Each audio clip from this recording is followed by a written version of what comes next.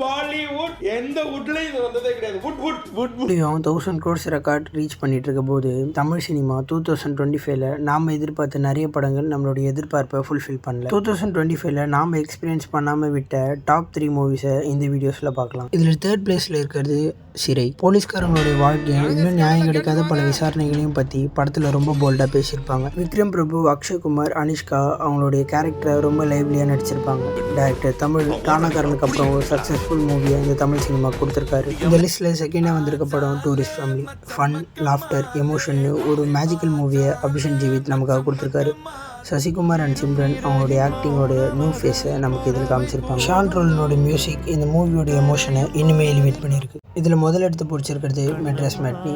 ஒரு middle class ஃபேமிலியோட வாழ்க்கை எப்படி இருக்குன்றதை எக்ஸாஜரேட் பண்ணாமல் ரொம்ப யதார்த்தமாக காமிச்சிருப்பாங்க. நம்ம அப்பாவே அந்த கேரக்டர் நினச்சி பார்க்குற அளவுக்கு காளி வெங்கட் ரொம்ப யதார்த்தமாக நடிச்சிருப்பாரு.